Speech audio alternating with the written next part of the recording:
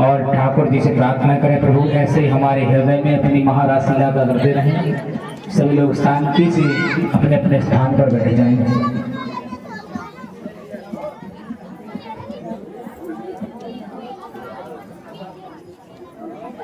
विराजमान हो जाइएगा बड़े भाव से। यहाँ पर बिहारी जी ने सुंदर महारास लीला की है। अब हमें भगवान के विवाह तक पहुंचना है तो हमारी भी जो एक मजबूरी रहेगी, कथाओं को स्पर्श करते चलेंगे और ज़्यादा कथाओं में डूब जाएंगे तो जो है हो सकता है 12 भी यहाँ बच जाए। हाँ, अगर हम कथाओं में डूब रहे हैं तो फिर जो है 12 बजेंगे। यजमान कह रहे पंडित जी विवाह तो रात भर को हो गए, बेचारे भूखे प्यासे आए हैं। नाश्ता वास्ता करके आए सब लोग एकादशी में आए, सब लोग आए हैं बढ़िया बारात में आगे तैयार वैयार होके आए हैं, डठूला उठूला लगा के आए कि नहीं आए? हाँ, नजर वजर ना लग जाए। कहा हाँ कितने प्यारे लग जाए, हाय नजर ना लग जाए। बोलो राधे राधे। यहाँ पर ठाकुर जी ने की महाराज लीला की है और शुक्राचार्य जी महाराज जो है कथा सुना रहे हैं।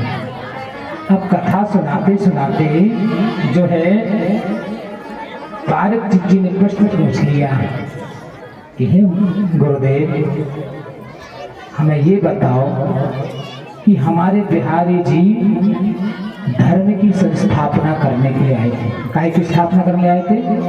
धर्म की। फिर उन्होंने जो मोह माया रूपी गोपियों के साथ ये लीला क्यों की? भैया काहे कसम खा के आओ हल्ला करोगे? कसम ही खा के आए का? पहले ये बताओ, ये बच्चों की मम्मियाँ कहाँ हैं? रख में कर भैया उसमें सीधे गिरा दे। अब बच्चों की मम्मियाँ क्या करें? मम्मियाँ खुद ही बात कर रही है। वृंदावन बिहारी लाल की कम देखना तो करना। तो यहाँ पर ठाकुर जी ने महाराज लीला की और महाराज लीला के दृश्य को सुन करके, इस कथा को सुन करके पारक जी ने थोड़ा सा संकेत किया कि धर्म संस्थापनार्थ भगवान जो है इस महाराज लीला में आए, अब इस धरती पर आए और उन्होंने ये लीला क्यों की? पारक जी का उद्देश्य ये था, ये नहीं था कि शंका हो रही है भगवान पर। पारक जी का उद्देश्य नहीं था। पारक जी का उद्देश्य इस प्रश्न को लेकर ये था कि इस शंका का समाधान नहीं हो जाए। ये तो कलयुग के लोग हैं, कुछ भी बोल सकते हैं किसी के बारे में। बोलो राधे राधे। हाँ, कोई यहाँ ज्ञानवान तो है नहीं है किस चीज का, तो कुछ भी उल्टा सीधा बोलते हैं। अच्छा ये बताइए, आज तक आप लोगों ने क्या सोचा? क्या सोचा ठाकुर जी को? छलिया सोचा, माखन चोर सोचा, चोरी करने वाला सोचा, मुरली बजाने वाला सोचा और गोपियों के चीर हरण करने वाला सोचा। बस आपको यही कथाएं याद हैं और दूसरी कथा कोई याद नहीं है। जो भी व्यक्ति हमारे बिहारी जी पर आक्षेप लगाता है वह हमारे लिए शत्रु के समान है। उसको मैं ऐसे देखता हूं जैसे रास्ते में पड़ी हुई गंदगी हो। जो ठाकुर जी को आक्षेप लगाता है, कोई अगर कह दे कि तुम्हारे भगवान ऐसे, बोले मैं बोलता हूं सीना ठोक कर, हाँ हमारे भगवान ऐसे। लोग बोलते हैं ठाकुर जी ने चोरी की, हाँ मैं बोलता हूँ ठाकुर जी ने चोरी की। बोले किस बात की चोरी की? बोले ठाकुर जी ने काले होकर भी, श्याम वर्ण होकर भी सारी गोपियों के चित्त को चुरा लिया। अरे भैया, आप तो फेस पाउडर क्रीम लगाकर भी किसी का मन नहीं बहला सकते हो, तो यहाँ तो ठाकुर जी करोड़ों गोपियों के चित्त के चोर बन गए। ठाकुर जी ने 7 वर्ष की उम्र में 7 कोस के 21 किलोमीटर वाले गिरिराज जी को उंगली पर रखा। ये लीला किसी ने नहीं सुनी, ये इस लीला के बारे में कोई नहीं कहेगा। उन्होंने 6 दिन की अवस्था में पूतना को वध किया, ये लीला कोई नहीं बताएगा। ये उन्होंने जो है 3 महीने की अवस्था में सक्टासुर नामक दैत्य का वध किया, ये लीला कोई नहीं बताएगा। और 5 वर्ष की अवस्था में कालिया नाग का नाथा मतलब, तो ये भी लीला कोई नहीं बताएगा। बोले माखन चोर हैं, ये करते हैं गोपियों के चीर उड़ाते हैं। ये गोपियां मैंने बता दिया ना, सूफियां हैं, बड़े बड़े अमलात्मा विमलात्मा हैं। ये जो है हजारों करोड़ों वर्ष तक तपस्या करते तब जब गोपी बन के आए हैं। वो मतलब होता है इंद्रियां, अब मतलब इंद्रियों का दमन करके जो है जो ठाकुर जी की शरण में जाता है उसे ही ठाकुर जी प्राप्त होते हैं। वृंदावन बिहारी लाल की। ये महाराज क्या है? महाराज है भक्त और भगवान का मिलन। यहाँ कोई स्त्री पुरुष की परिभाषा नहीं कीजिएगा, किसी स्त्री पुरुष का मिलन नहीं है, ये भगवान और भक्त का मिलन है। यहाँ पर भक्ति और भगवान का जो है सुंदर मिलन हो रहा है। तो 7 वर्ष की अवस्था ठाकुर जी की, बहुत 8 वर्ष का बालक होगा, चलो 11 वर्ष भगवान के हो गए होंगे। तो 11 वर्ष के बालक को क्या काम सताता है? और 11 वर्ष के बालक पे कौन मोहित होगा?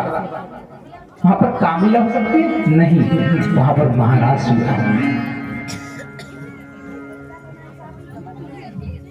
यहाँ पर ठाकुर जी ने शंखचूड़ नामक दैत्य का वध किया है, अरिष्टासुर नामक दैत्य का वध किया है। और वहां पर गोपियों का हरण करके ले गया केसरी, केसी नामक दैत्य। तो जहां पर केसी घाट है ना, उस केसी घाट पर पकड़कर ठाकुर जी ने केसी नामक जो है दैत्य का वध किया और व्योमासुर नामक दैत्य का वध किया और गोपियों को पुनः घर लौटाया। किसी को पता नहीं चला कि एक रात्रि 6 महीने की हो सकती है। शरद पूर्णिमा की बहुत दिन व्यतीत हो गए। यहाँ नारद जी ने लीला रची और कंस को सूचना दी, पाठ पढ़ाया कि रे कंस, जिस देवकी के तुझे 8वें लाल का भय था ना, तुम सोच रहे तो जो है नहीं हुआ है, वो हो गया है, वो हो गया था। लेकिन वसुदेव ने अपने लाला को कहां पर? नंद बाबा के यहाँ पर गोकुल में पहुंचा दिया था। गोकुल में है आज वो कृष्ण और बलराम।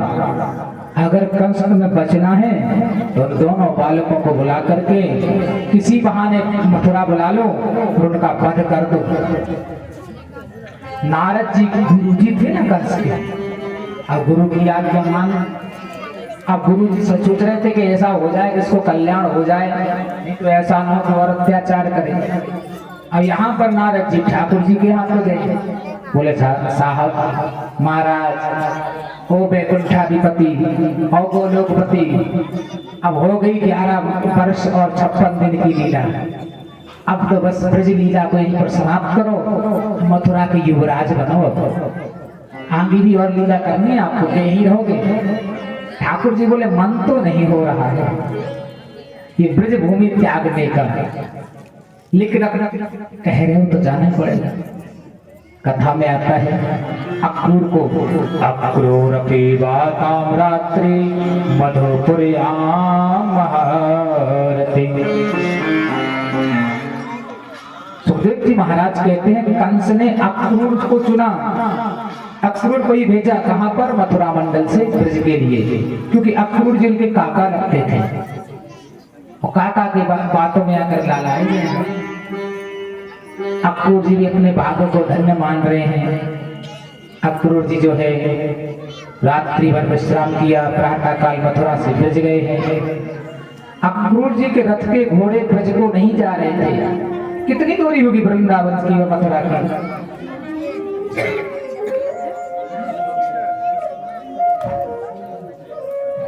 कोई कह रहा है 20 किलोमीटर, कोई 16 किलोमीटर दूर, कोई कह रहा है 6 किलोमीटर दूर है।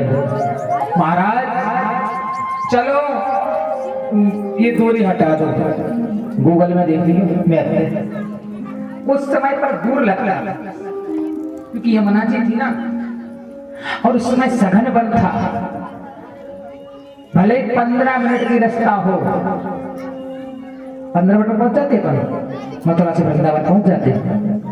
लेकिन हुआ क्या कि अक्रूर जी अपने जब घोड़े लेकर के झाल में जोत जो है रथ में जोत करके जा रहे थे, उन घोड़ों की भी इच्छा नहीं हुई कि हम पाप के भागी क्यों बने, उन गोपियों के प्राण वल्लभ को हम यहाँ लेके आएंगे। तो घोड़े हर बार पीछे पीछे लौटते थे, अक्रूर जी भूल जाते थे रास्ता, यहाँ वहां भटका देते थे घोड़े। तो मतलब प्रातः काल के चले चले अक्रूर जी उस संध्या काल में ब्रजमंडल में पहुंच पाए। मन में विचार कर रहे हैं, कृष्ण और बलराम हमारे भतीजे हैं, आज पहली बार सावली सलोनी सूरत के दर्शन होंगे। और यहाँ पर ठाकुर जी ने देखा कि काका जी आए हैं, तो कृष्ण और बलराम दोनों ने उनको प्रणाम किया और बड़े भाव से बड़े प्रेम से जो है अक्रूर जी को अंदर ले गए नींद महल में, बड़ा स्वागत सत्कार किया। देखो ठाकुर जी क्या बता रहे हैं, जब भी हमारे कोई बुजुर्ग माता पिता पूजनीय गुरुजन अपने घर आवे, सबसे पहले हमारा ये कर्तव्य है, ये बात गांठ में बांध लो, यहाँ से एक शिक्षा लेके जाओ कि हमारे गुरुजन महात्मा संत जो भी हमारे घर आवे, हमारे माता पिता कहीं बाहर से आवे या हमारे पूजनीय जो भी हो, तो सबसे पहले उनको आसन पर बैठा करके उनके चरण धोना चाहिए, क्योंकि उन्हीं के चरण रज से ही हमारा शरीर और घर और हमारी आत्मा पवित्र होती है। और ठाकुर जी भगवान है, लेकिन अक्रूर जी के चरण धोए, काका है ना, चरण धोकर उनका जो है चरणामत अपने ऊपर स्पर्श किया और सुंदर बोले, काका जी आप बहुत थक गए, जरा आपके पैर दबा दें। पैर दबाए, सुंदर भोजन कराया। अब कान में कह रहे हैं, काका जी आप आ तो गए हो, लेकिन एक बात याद रखना, मेरी यशोदा मैया से ये मत कह देना कि मैं देवकी को लाला हूं, मेरी मैया रह नहीं पाएगी मेरे बिना, ये दुख सहन नहीं कर पाएगी काका। आप तो बस ये बात कह देना कि जो है यहाँ से मेला देखने के लिए जो है धनुष यज्ञ हो रहा है, उसमें जाने के लिए हम कृष्ण और बलराम को लेने आए हैं, न्योता बता देना, कुछ भी बता, बहाना मार देना। जब अक्रूर जी ने ठाकुर जी के नेत्रों में अश्रु देखे तो अक्रूर जी फूट फूट कर रोने लगे, हाय मैं अक्रूर नहीं क्रूर हूं, जो ब्रजवासियों के प्राणों को लेकर जाने वाला हूं, न जाने कितने मुझे दोष लगेंगे, कितना मुझे पाप लगेगा। आज अक्रूर जी के नेत्रों में अश्रुधार बह गए। ठाकुर जी अपने आंखों के आंसू छिपा करके ब्रज में चले जाते हैं ग्वाल वालों के साथ। अक्रूर जी को जो है नंद बाबा यशोदा के पास छोड़ जाते, यहाँ पर दोनों के वार्तालाप होता है। अक्रूर जी महाराज तो यहाँ बैठे हैं और हमारे बिहारी जी ग्वाल वालन के मध्य बैठे हैं और ग्वाल वालन से बोले, ए मनसुखा, आज पता नहीं मुझे रोने का मन कर रहा है। हे मधुमंगल, अगर कल के दिना मैं तुम्हें छोड़कर चला जाऊंगा तो मुझे गाली मत दियो। हे श्री रामा सुन, आज मुझे ऐसा लग रहा है कि तुझे हृदय से लगाकर खूब रो लूं। मधुमंगल बोलो, दाही के तू सबको हंसाने वाला, रोते हुए को हंसाने वाला, आज मेरा श्याम मेरा कन्हैया रोने की बात कर रहा है, क्यों? भगवान कहते हैं, मधुमंगल मुझे पता नहीं ऐसा लग रहा है कि बस आज तक का हमारा और तुम्हारा संग था, सारे ब्रज में सन्नाटा छा गया। यहाँ पता नहीं गोपियों को कैसा लगने लगा, सारे ब्रजवासी चिंतित हो गए। किसी ने सूचना सूचना दे दी कि मथुरा से कोई पगड़ी वाला आया है अक्रूर नाम का, वो कृष्ण और बलराम को ले जाने के लिए आया है। सारे ब्रज में हवा की तरह खबर फैल जाती, सारे ब्रजवासी अपना अपना काम छोड़ करके नंद भवन के आंगन में एकत्र हो जाते हैं। गोपियां कहती है कैसा योग और संयोग है, हे विधाता तुमने क्या खेल खेला, जो हमारी आंखों के तारे हैं उनको हमसे बिछड़ा रही है, वो हमसे दूर चले जाएंगे। विधना ऐसी रेन कर भोर कभू ना हो। आकाश की तरफ सारे ब्रजवासी देख रहे हैं, कह रहे हैं सूर्यदेव हम ब्रज गोपियों की पुकार सुन लो, आज पहली बार कुछ मांग रहे हैं आपसे।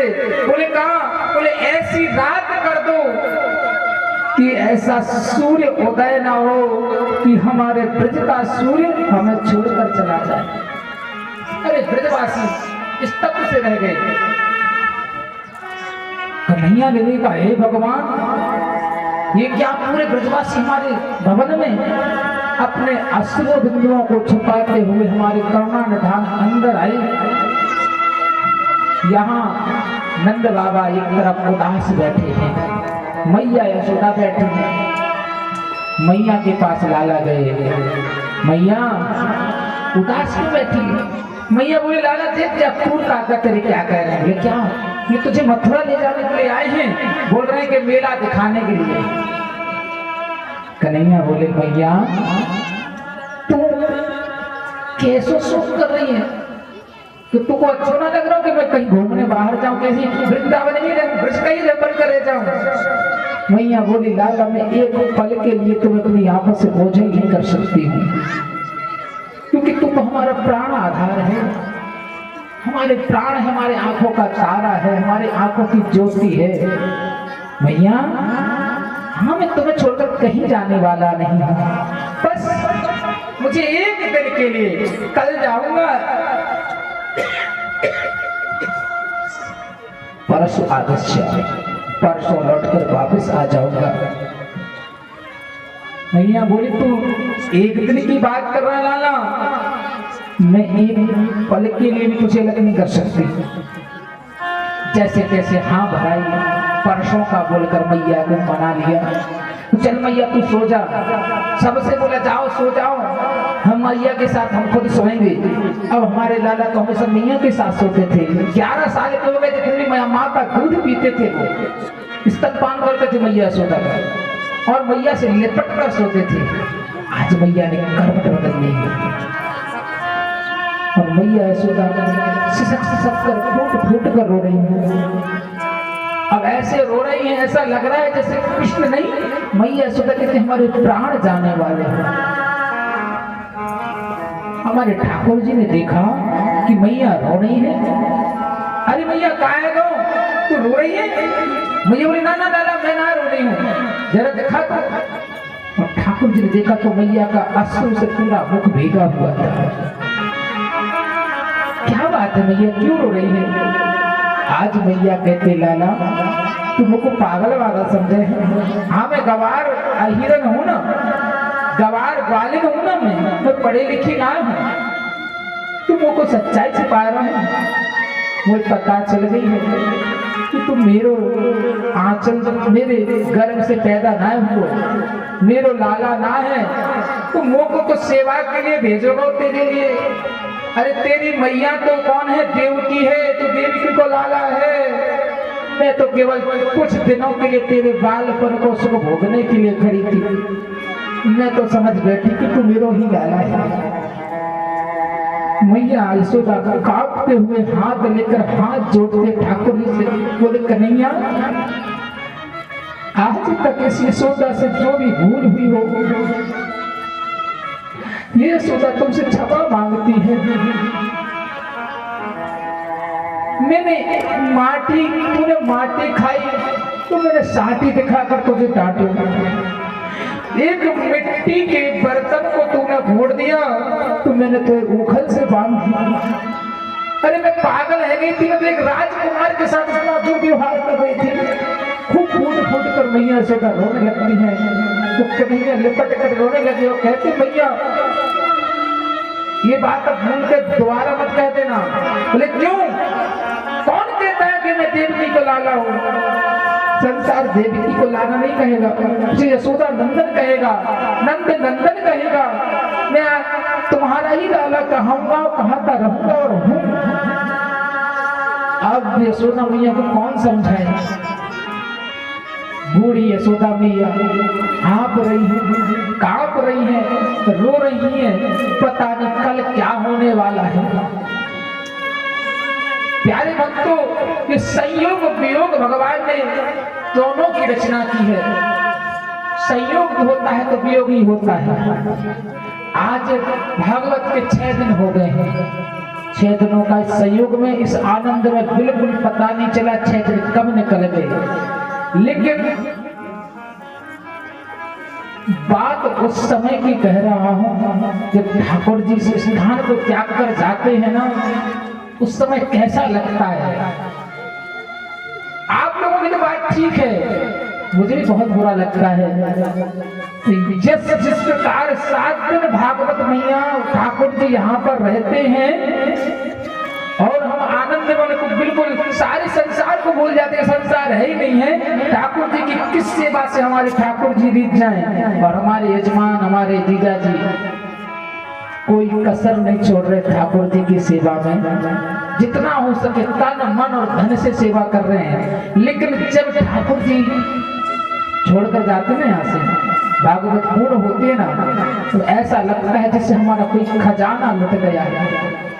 तो जब 7 दिन में हम इतने हो जाते हैं, उसके बाद हमें इतना बुरा लगता है कि छाती फटती है, आंखों से अश्रु की धाराएं निकलती हैं। वहां तो 11 वर्ष 56 दिन ठाकुर जी रहे हैं, और जब दिन रात ठाकुर जी की सेवा में पूरे ब्रजवासी रहे हैं, पर ब्रजवासियों को कैसा लगता होगा, कैसा लगा होगा उनके साथ? विचार करिए। रोते रोते पूरी रात निकल गई, गोप ग्वाल वालों की मैया यशोदा सबकी रात व्यतीत तो हो जाती है। कन्हैया समझाते समझाते थक गए, परशुराम श्याम कोई नहीं माना। और जब ठाकुर जी सबसे विदा लेकर के कहते हैं मैया रो मत, मैं आ जाऊंगा, बाबा चलो। नंद बाबा अपने गोपों को लेकर आगे निकल गए, और ठाकुर जी अपने ब्रज की गोपियों से हाथ जोड़कर कहते हैं देवियों, आज ये कृष्ण आपसे क्षमा चाहता है। आपके इस प्रेम का उपकार ये कृष्ण कभी नहीं भुला पाएगा। जो प्रेम आपने इस कृष्ण को दिया है ना, वो प्रेम तो मुझे गोलोक वैकुंठ में भी नहीं मिलेगा। हमने आपको बहुत सताया, बहुत रुलाया। आज ये कृष्ण दोनों हाथ जोड़कर आपसे क्षमा मांगता है, क्षमा कर दीजिए।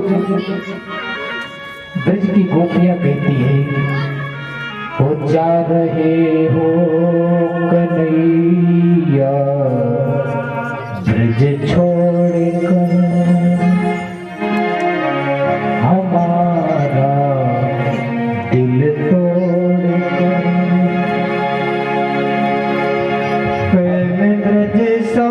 कन्हैया नहीं पाओगे, नहीं पाओगे, जा रहे हो जाओ, छोड़कर सबका दिल तोड़कर। प्रेम ब्रज सा कन्हैया नहीं पाओगे, नहीं पाओगे।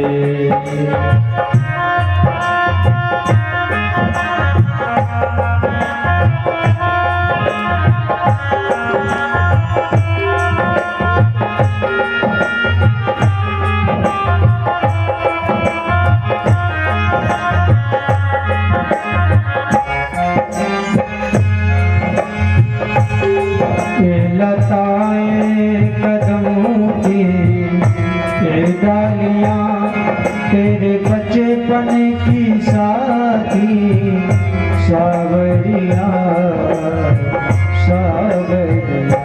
ब्रज की गोपियां कह रही कि नैया ये ब्रज की लता, ये पताएं लताएं, ये ब्रज के वृक्ष, ये वृक्ष के ब्रज के पत्थर, ब्रज की नदी, ब्रज का कण कण आपको बहुत याद आएगा, वो बहुत सताएगा। देखो श्याम सुंदर ये ब्रज की लताएं भी आपके वियोग में रो रही है, जो निर्जीव है, जड़ है, क्यों इसमें चेतना नहीं है। आज ब्रज के वृक्ष, आज ब्रज के पत्ते भी, आज ब्रज के पत्थर भी रो रहे हैं। ओ ये लता कदमों की ये डालियां तेरे बचपन की साथी सावरिया सावरिया। कुंज गलियां कहानी तेरी गा रही, कुंज गलियां कहानी तेरी गा रही। ऐसी गलियां कन्हैया नहीं पाओगे, नहीं पाओगे। जा रहे हो तो जाओ दिल छोड़ कर सबका, दिल छोड़ कर प्रेम ब्रज सा कन्हैया नहीं पाओगे, नहीं पाओगे।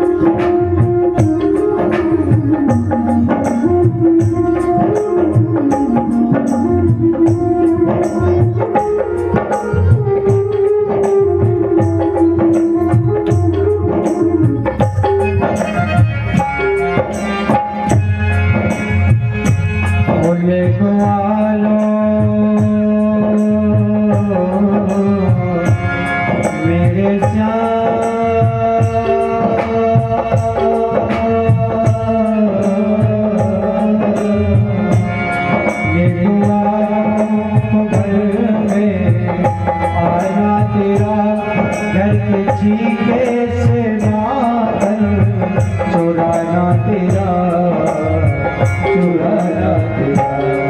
ये गुआरों को घर आगा तेरा, वो घर से चीनी से माखन चुराना तेरा, चुराना तेरा। स्वाद माखन में जैसा जग में मिला, स्वाद माखन के जैसा जग में मिला। स्वाद ऐसा कन्हैया नहीं पाओगे, नहीं पाओगे। जा रहे हो बचाओ ब्रज छोड़ कर सबका, दिल तोड़ कर कन्हैया नहीं पाओगे, नहीं पाओगे।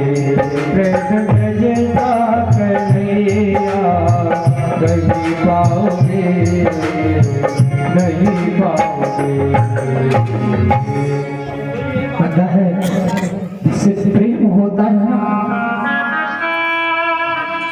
जिससे एक बार प्रेम हो जाए और जब प्रेमी जब हमसे बिछड़ जाए ना, उसे बिछड़ने का बहुत दुख होता है। उस बिछड़ने का दुख जो है हमसे ज्यादा कोई नहीं जान सकता है।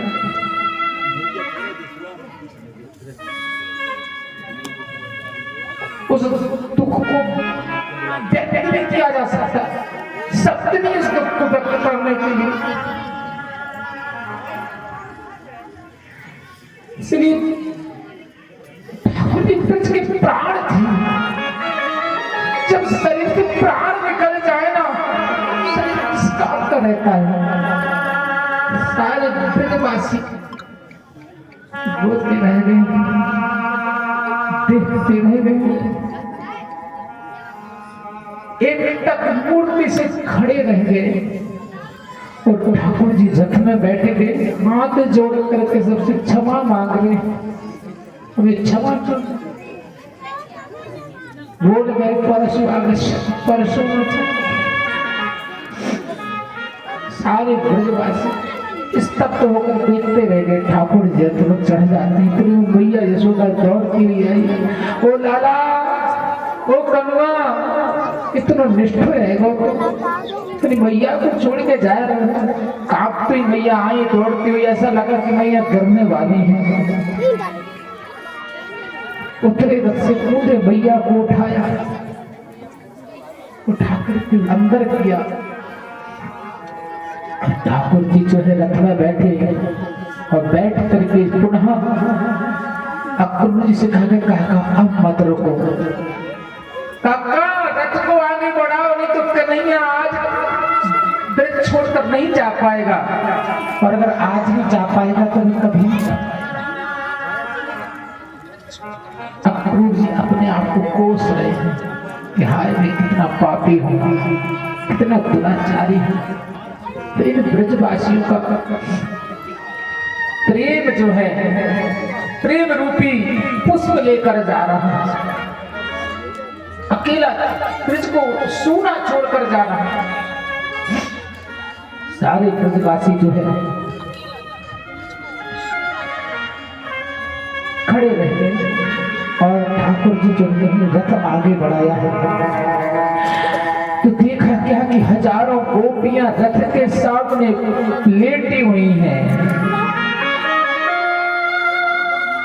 कह रही है जाना है तो जाओ, लेकिन पहले ये रथ हमारे सीने से चढ़ाते हुए जाओ।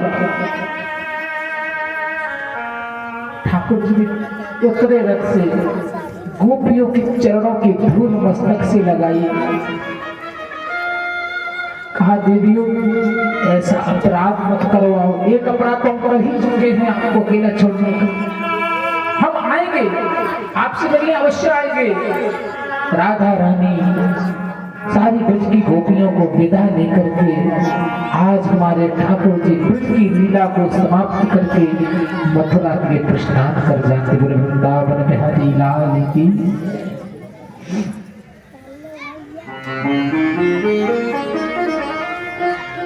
ये वियोग की लीला है, ऐसा प्रेम संसार में तुमने कहीं नहीं देखा होगा जो ब्रज की गोपी और कृष्ण के बीच में था।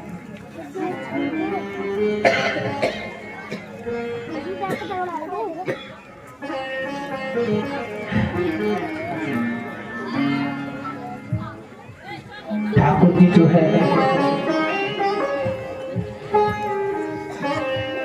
अक्रूर जी को लेकर के मथुरा के प्रस्थान किया है। यहाँ पर नंद बाबा गोपों को साथ लेकर के पहले से ही पहुंच गए और अक्रूर जी को पता था कि हम संध्या कालीन तक पहुंचेंगे, तो कहा हम यमुना में स्नान कर लें। अक्रूर जी ने यमुना में स्नान किया तो ठाकुर जी ने अपनी महिमा दिखाई, अपनी माया दिखाई, क्योंकि अक्रूर जी अपने आप को कोस रहे थे ना, पापी मान रहे थे ना कि ठाकुर जी को जो है विलग करके आए हैं ब्रजमंडल से। तो ठाकुर जी ने क्या किया कि भगवान को रथ में बाहर छोड़ के आए थे, जब डुबकी लगाई अक्रूर जी ने तो यमुना जी ने भगवान श्री कृष्ण और बलराम को पाया।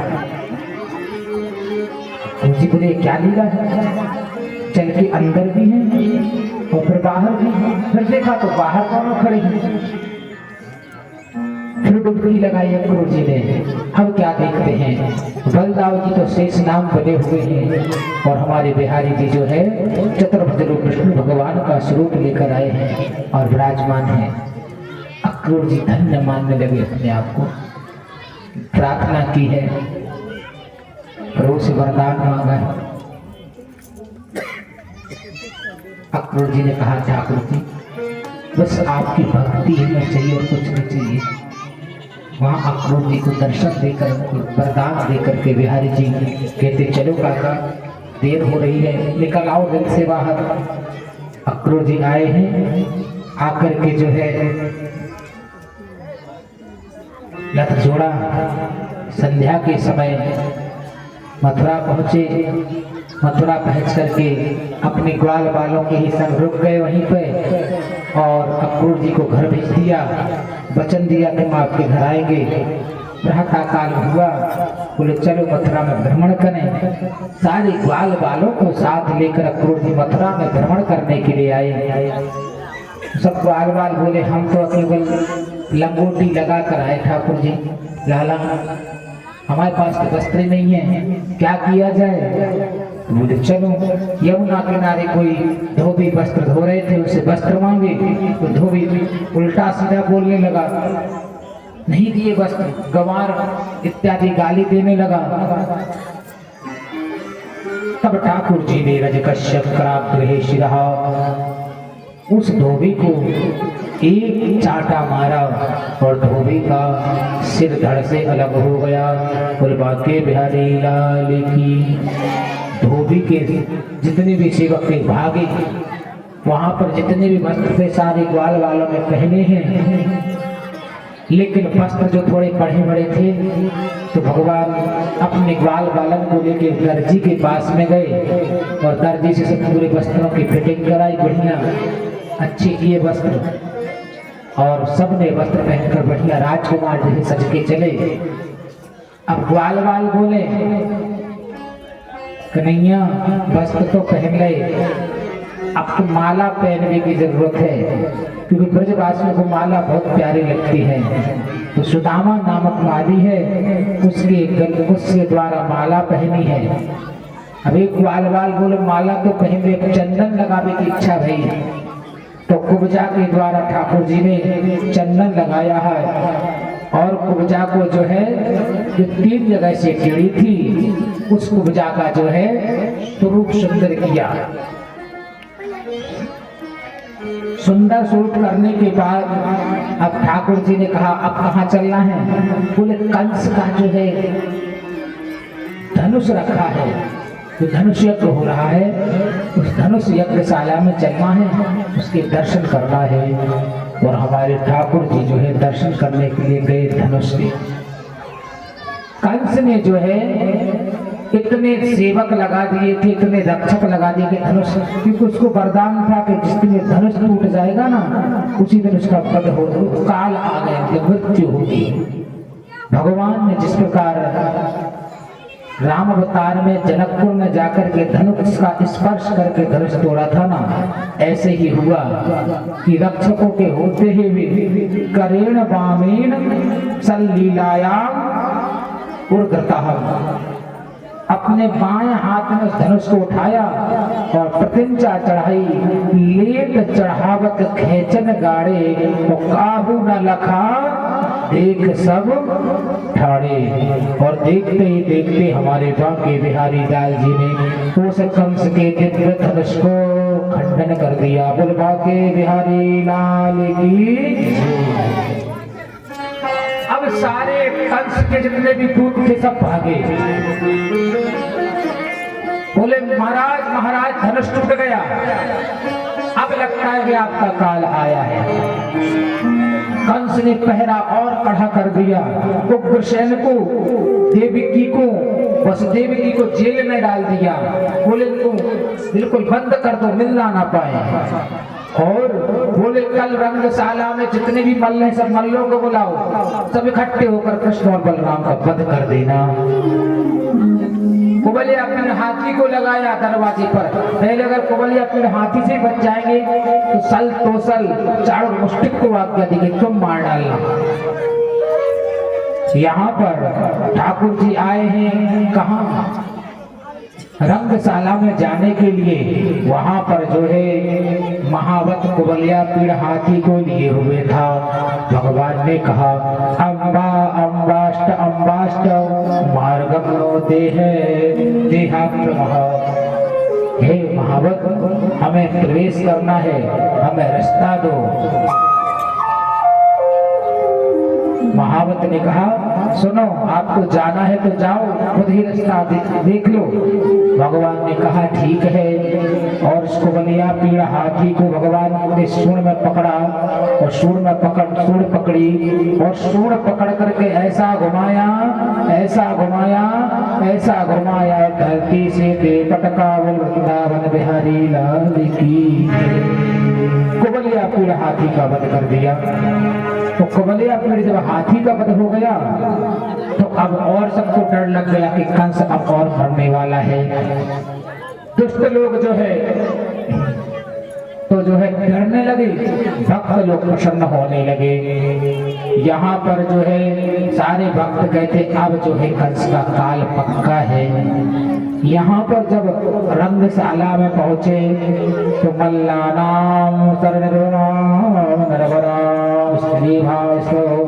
मूर्तिमान सारे जो भगवान के दर्शन करते हैं कैसे कहते हैं, हो जिनके रही भावना जैसी, जिनके रही भावना जैसी, जिनके रही भावना जैसी, जिनके रही भावना जैसी, प्रभु मोर सजना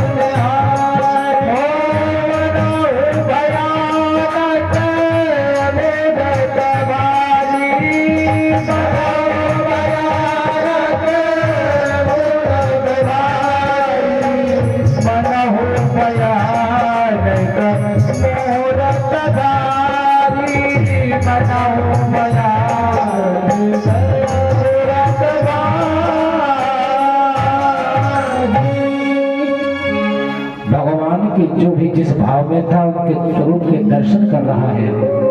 मल्ल वीर के रूप में देख रहे हैं, दुष्ट काल के रूप में देख रहे हैं, और माताएं शिशु के रूप में देख रही हैं, युवतियां प्रेमी के रूप में देख रहे हैं, और युवक मित्र के रूप में देख रहे हैं। ऐसे भगवान का रूप देखकर सब मन प्रफुल्लित हो गया। यहाँ पर सब लोग अपने नेत्रों से भगवान के दर्शन को कर रहे हैं, उनके दर्शन का रस पी रहे हैं। भैया देखो कथा में जिसको जाना है, जिसको जाना वो जाना, लेकिन जबरदस्ती दूसरे को मत ले जाना, ये पाप मत करना। और जिसको जाना है तो ठाकुर जी को प्रणाम करके जाओ, प्रणाम करके कथा को जाना चाहिए। इसलिए तो बीच में से भगो, बीच कथा में से भगना बड़ा पाप माना, जघन्य अपराध है। हम जानते हैं काम है आपको, लेकिन बड़े भाव से आए हो तो बैठो, काम तो होता रहेगा बाद में, है ना। और फिर आपकी इच्छा, बोलो राधे राधे। यहाँ पर सारे भक्त भगवान को भगवान के रूप में देख रहे हैं, दुष्ट जो है काल के रूप में देख रहे हैं। इतने में कंस ने बताया कि जाओ चारों मुष्टिक ललकार युद्ध को, भगवान को युद्ध के लिए ललकारते हैं, कुश्ती के लिए। भगवान ने कहा भैया हम युद्ध नहीं करते, हम तो जो है साधारण बालक हैं, ऐसे खेल कूद करते हैं। संतोषल और चार मुष्टिक बोले बड़े वाह, तुमने पूतना मारी, तुमने अघासुर मारो, बकासुर मारो, तृणावर्त मारो, प्रलंबासुर मारो, अरिष्टासुर मारो, हैं तुमने जो है शंख चूर्ण मारो, और तुमने केसी मारो, व्योमासुर मारो, कालिया नाग नाथो, राज्य को अपने नक पर रखा। वो आप कह रहे छोटे मोटे हो, नहीं युद्ध तो लड़ना पड़ेगा। भगवान बोले इतना उकसा रहे, निमंत्रण दे रहे तो स्वीकार भी करना पड़ेगा। तो हमारे बाके बिहारी जी ने तुरंत ही जो है चारों को पकड़ा, और बलदाव जी ने मुष्टिक को पकड़ा। खूब मल्लयुद्ध हुआ, और एक एक घोषा में चार और मुष्टिक का काम तमाम कर दिया। बाके बिहारी लाल की। सल और तोसल युद्ध करने आए, सल के साथ भगवान युद्ध कर रहे, तोसल के साथ बलदाव जी, और बलदाव जी ने अपना शस्त्र उठाया, हल और मूसल। तो हल से खचोर और मूसल से कुचलो, बलदाव जी महाराज की। अब कंस ने कहा देखो देखो देखो, ये कृष्ण बलराम पूरे योद्धाओं को मार डालेंगे, चलो एकत्र 1000 होकर जाओ इकट्ठे। तो सारे योद्धा भागे कृष्ण और बलराम को मारने के लिए। ठाकुर जी ने अपनी माया से सबको मारने लगते। बलदाव जी बोले रुक जा लाला, तो कष्ट ना करो, हम देख रहे। और बलदाव जी ने हल उठाया, सबको हल में इकट्ठा किया, जैसे चटनी बांटते हैं, और चटनी की तरह सारे दैत्यों को मार दिया। बोले कृष्ण बलराम की। अब यहाँ सब डर रहे थे। नंद बाबा देख रहे हैं कि देखो चारों मुष्टिक से मेरो लाला जो लड़ रहे हैं। हे भगवान, हे हनुमान जी, हमारे लाला के भीतर आ जाइयो, हमारे बलदाव के भीतर आ जाइयो, उनको बचा लियो दुष्टन से। तो जब मारो, सारे ब्रजवासी कह रहे देखो हमने प्रार्थना करी थी, तो हनुमान जी आ गए। तो हनुमान जी हमारे लाला के शरीर में घुस गए, और एक एक धमुकरा से सारे दैत्य मर गए, सारे दैत्यों का वध हो गया। अब कंस के 8 भाई और थे, सुप्रीम भागे भगवान को मारने के लिए। तो ठाकुर जी ने उनका भी वध कर दिया। अब जितने थे वे बोले काम करो भैया, जिंदा रहना है तो से भाग लो। हाँ जिंदा रहना तो भागो। तो कुछ भाग रहे थे, कुछ भागने में सफल हुए, दौड़ के भागे प्राण बचा के। तो जो कोई विफल हुए तो बलदाव जी पैर पकड़ पकड़ के धरती से मार रहे हैं, सारा रक्त रंजित कर दिया। बड़े प्यारे लग रहे हैं दोनों, फेंटा कसा हुआ है, पसीने के बूंद जो है चेहरे पे हैं, और सुंदर फेंटा कसकर के मल्लों की तरह खड़े हैं, वीरों की तरह दिख रहे हैं। 11-11 वर्ष के लाला। अब कंस बोला देखो इनको छोड़ना नहीं, जितने भी ब्रजवासी आए हैं इन सब का वध कर दो, नंद का वध कर दो, उपनंद का वध कर दो, सुनंद का वध कर दो, बलदेव जी से वसुदेव जी और देवकी का भी वध कर दो, उग्रसेन को मार डालो, इनको भी मार डालो। ताऊ भैया बोले लाला मामा जी को तो बहुत गुस्सा आ रही है, चलो मामा जी का गुस्सा शांत करें। सुखदेव जी महाराज कहते हैं प्रग्रह केसिं चलत किरीट कुंडल चलत किरीटम निपात्यम रंगोपरे तुभ्यमारा। यहाँ पर ठाकुर जी ने एक जोर से छलांग लगाई। सो कंस बहुत ऊपर बैठा था मचान पर, कृष्ण और बलराम मचान पर चढ़ जाते हैं। मचान पर चढ़ गए। अब कंस कांपने लगा, थर-थर कांपने लगा। अब कंस जो चिल्ला रहा था, कंस जो चिल्ला रहा था उसके स्वर बदल गए। हंसकर बोले अरे भांजे श्री आओ आओ आओ आओ, ये राज से शासन तुम्हारा है। ये जो है आप यहाँ बैठो, बताओ क्या चाहते हो। पूरा मथुरा का राज आपको दे दूंगा, मतलब छोड़ दो मुझे। भगवान बोले रुक जाओ मामा जी रुक जाओ। सबसे पहले ठाकुर जी ने मुकुट उतारा, मुकुट सिंहासन पर रखा, और देखते ही ठाकुर जी ने अपने होंठ फड़कते हैं, नेत्रों में क्रोध की ज्वाला भर ली। आज क्रोधस्वरूप भगवान हो गए। जो मुरली मनोहर थे आज चक्रपाणी बन गए, धनुधारी बन गए, क्रोधगामी भगवान बन गए। और भगवान ने एक झटके में कंस की चोटी पकड़ ली। कंस की चोटी पकड़ करके रंगमंच पर खड़ाने लगते हैं, घसीटने लगते हैं। कंस जीवन की भिक्षा मांग रहा है। किसी ने कहा कंस की चोटी क्यों पकड़ी? भगवान बताना चाहते हैं, रे कंस, तूने मेरी माँ जो नवविवाहित थी, नवयुवती थी, नवविवाहिता को सुहागन की तूने जो है चोटी पकड़कर रथ से फेंका था। आज वो बदला मैं लूंगा बदला। धिक्कार है उस बच्चे को जो अपने माँ बाप का अपमान सह लेता है। मर कर डूब जाना चाहिए चुल्लू भर पानी में। भगवान कहते मैं बदला लूंगा उसका, मैं चुकाऊंगा बदला। और कंस को घसीटने लगते हैं। और हुआ क्या? रंगमंचों पर ही भगवान ने कंस को पकड़ करके चोटी से ऐसा घुमाया, धड़ाम से पृथ्वी पर पटक दिया।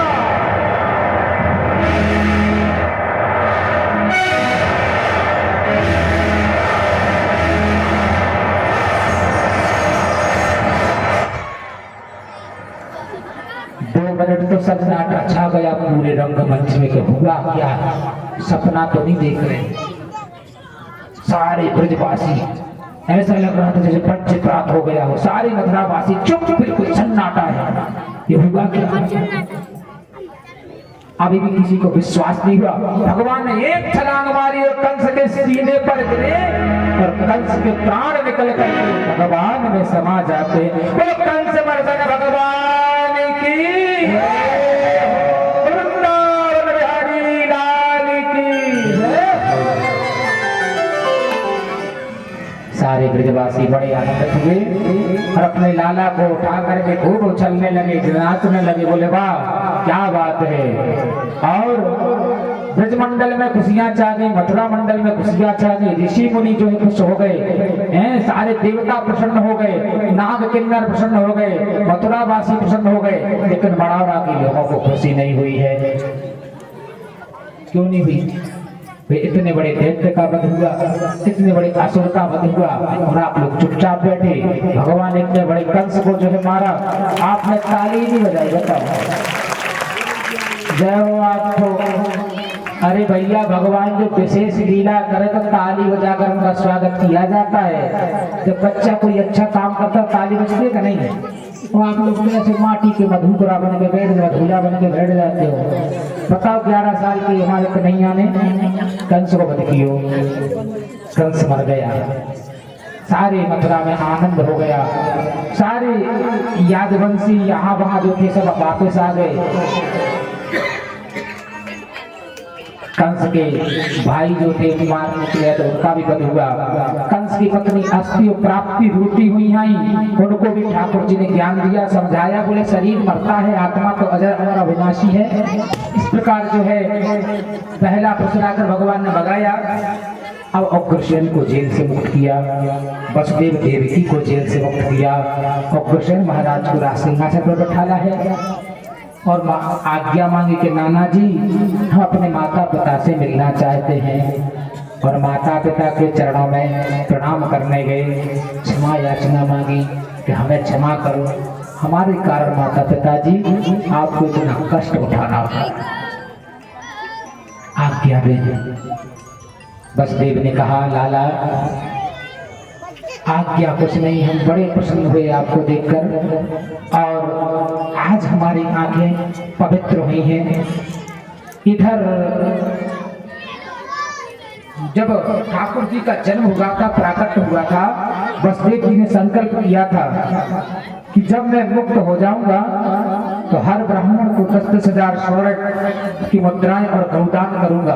तो अग्रसेन से आज्ञा मांगी कि आज हमने लाला के प्रथम दर्शन किए हैं तो जी भर के देखा है तो हमें वो दान कर लेना। वसुदेव जी ने दान किया।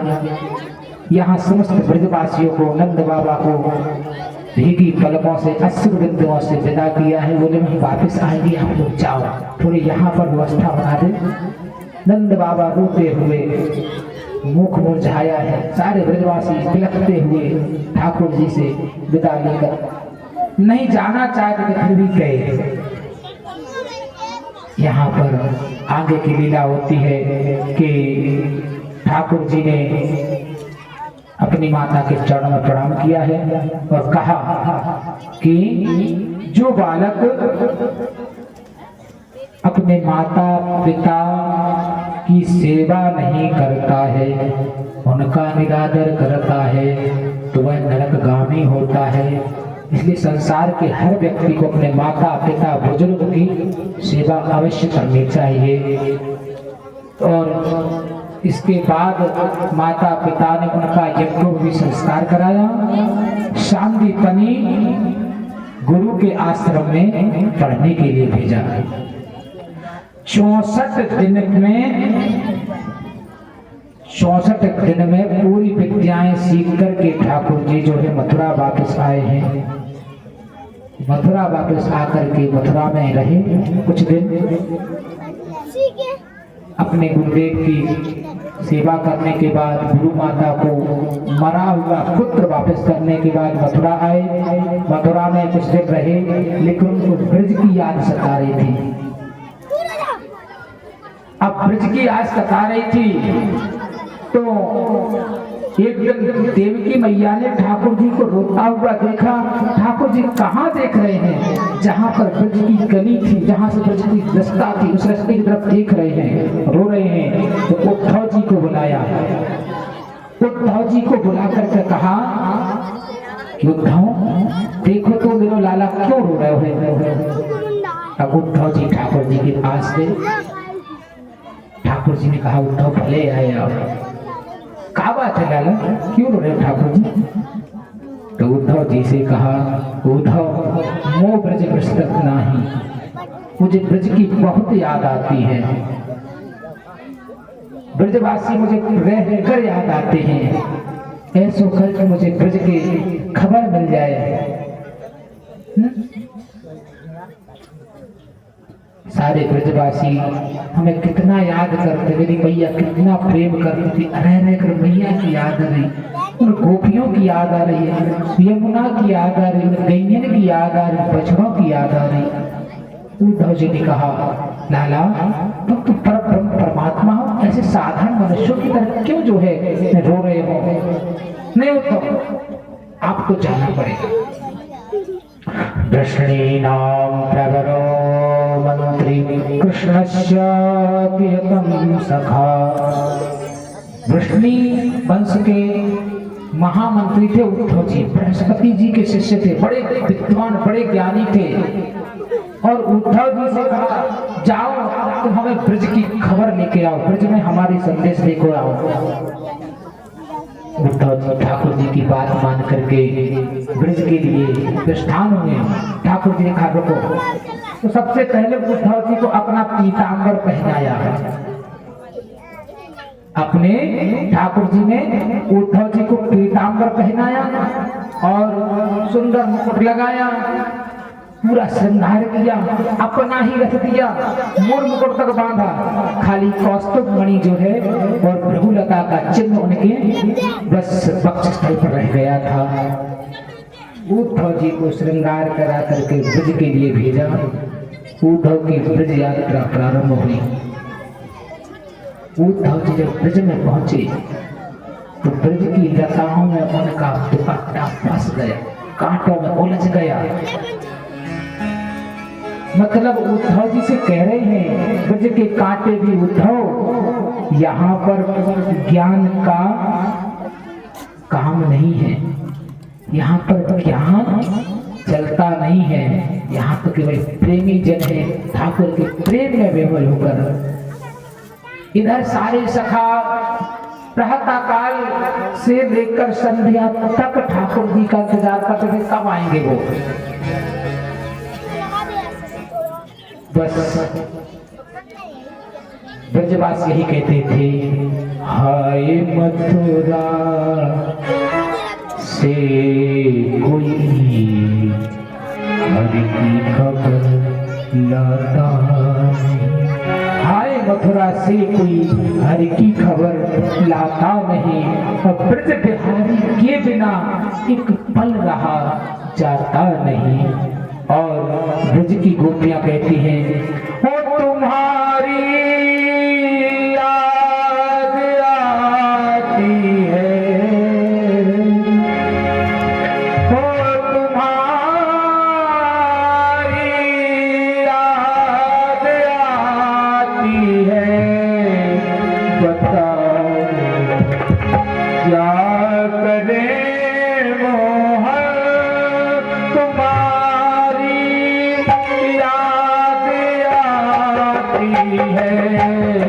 बताओ क्या करे मोहन याद आती है बताओ क्या करे मोहन तुम्हारी याद आती है तुम्हारी याद आती है बताओ क्या करे मोहन बताओ क्या करे मोहन। ये गोविंद, एक तो आप कह के गए थे परसों की अब बीत गए हैं बरसों और नैना राह निहारते कभी बेसाब तेरी शाम। गोपियाँ कहती हैं सुबह और शाम ठाकुर जी सुबह और शाम आती है रात हमको रुलाती है सुबह और शाम आती है रात हमको रुलाती है। ऐसा कोई दिन नहीं जाता जब जब आपकी याद ना आती हो। गोपियां कहती हैं कि कागा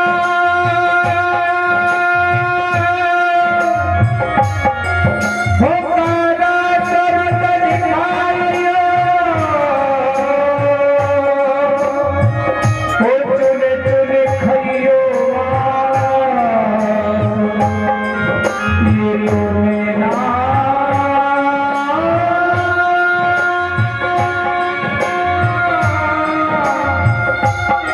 ये तो लेना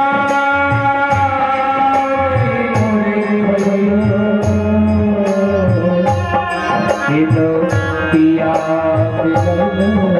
पिया तुम्हारी याद आती है तुम्हारी याद आती है बताओ क्या करे मोहन बताओ क्या करे मोहन।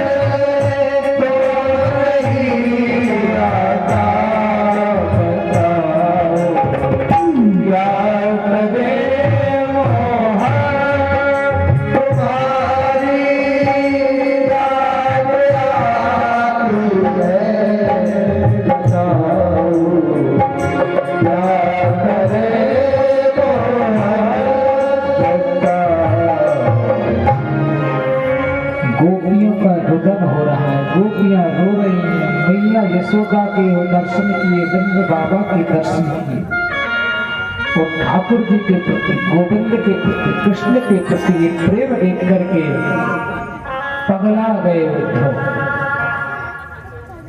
ज्ञान का भंडार लेके आए थे, समझाने के लिए आए थे। नंद बाबा इत्यादि को समझाया, गोपियों को खूब ज्ञान दिया, लेकिन गोपी ने कहा सुनो कि उद्धव